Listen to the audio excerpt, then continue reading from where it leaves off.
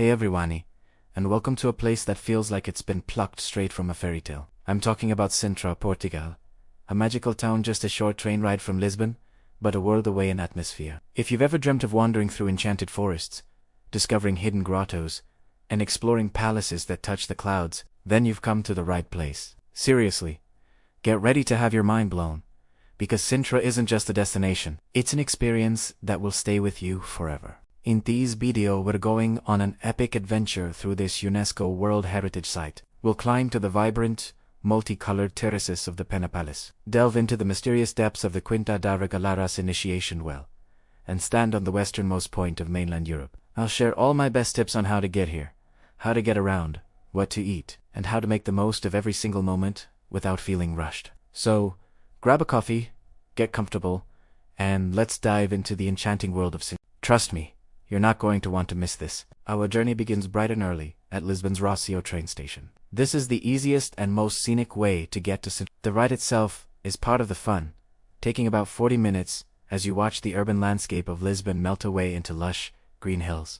A quick tip: buy a Viva Viagem card and load it up. You can use it for the train, and more importantly, for the buses in Sintra. It'll save you a lot of time and hassle later. As you step off the train in Sintra, the first thing you'll notice is the fresh, cool air. The town is nestled in the Sintra Mountains, so it has its own microclimate, often shrouded in a mystical morning mist. The historic town center is just a short walk from the station, a charming maze of cobblestone streets, traditional houses, and quaint little shops. But before we get lost in the town, we have a palace to catch. Our first stop is the one you've probably seen in a million photos, the magnificent Pena Palace. Today we're hopping on the 434 bus right outside the train station.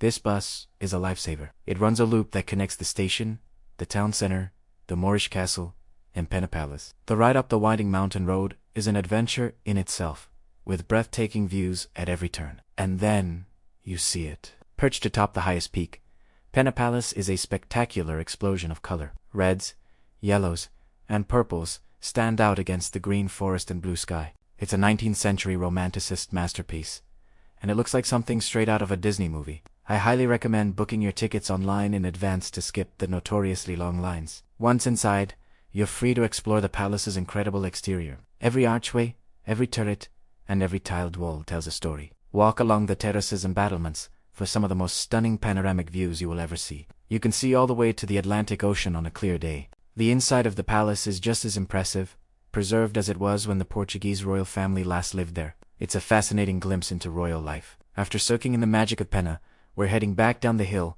but not all the way. Our next stop is the Castelo dos Mouros, or the Moorish Castle. These ancient fortifications snake along the mountain ridge, dating back to the 8th century. Walking along these stone walls is like stepping back in time. It's a bit of a climb, but the views of Sintra and the surrounding landscape are absolutely worth it. You can see Pena Palace from a completely different and equally stunning perspective. It's a raw, historical counterpoint to Pena's romantic fantasy.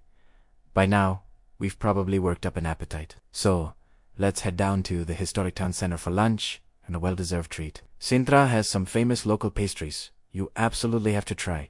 The most famous are the colladas de Sintra, a small sweet cheesecake, and the travesseros, a puff pastry filled with almond cream. We're stopping at Piraquita, a legendary pastry shop that has been making these delights for over 150 years. One bite, and you'll understand why this place is an institution. They are warm, flaky, and absolutely heavenly. After refueling, our afternoon adventure takes us to one of the most intriguing and mystical places in all of Sintra, Quinta da Regaleira. This estate is less of a palace and more of a playground of symbolism and mystery. Designed by an Italian architect for a wealthy Portuguese owner, the grounds are filled with hidden tunnels, secret passageways, and symbols related to the Knights Templar and other esoteric traditions. The highlight for most visitors, including me, is the initiation well.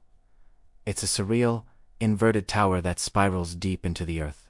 As you descend a winding staircase, you feel like you're entering another world. It's said to have been used for ceremonial purposes. At the bottom, a network of underground tunnels connects to other parts of the estate, including a grotto and a beautiful waterfall. Getting lost in these tunnels and emerging into the light is a truly unique and unforgettable experience. Exploring Quinta da Regaleira feels like you're the star of your own Indiana Jones movie. As the day starts to wind down, we have one last journey to make. We're heading to the coast, to a place where the land ends and the sea begins. Ciabio da Roca. This is the westernmost point of mainland Europe. To get here, you can take the 403 bus from the Sintra train station. The ride is beautiful, taking you through sleepy villages and scenic countryside. Standing on the cliffs of Ciabio da Roca, with the wind in your hair and the powerful Atlantic Ocean crashing against the rocks below, is a truly humbling experience. The rugged coastline, the historic lighthouse, and the vast expanse of the sea create a powerful sense of awe. There's a monument here with a quote from the famous Portuguese poet, Luís de Camões, that says, "Where the land ends and the sea begins."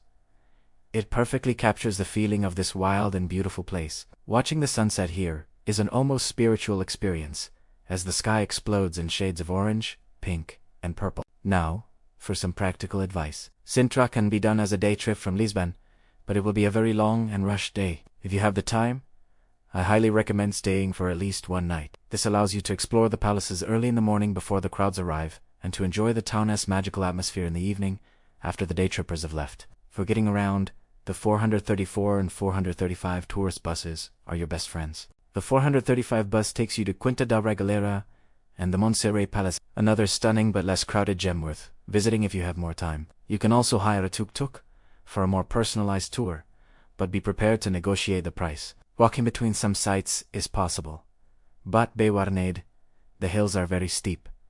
Wear comfortable shoes. I can't stress this enough.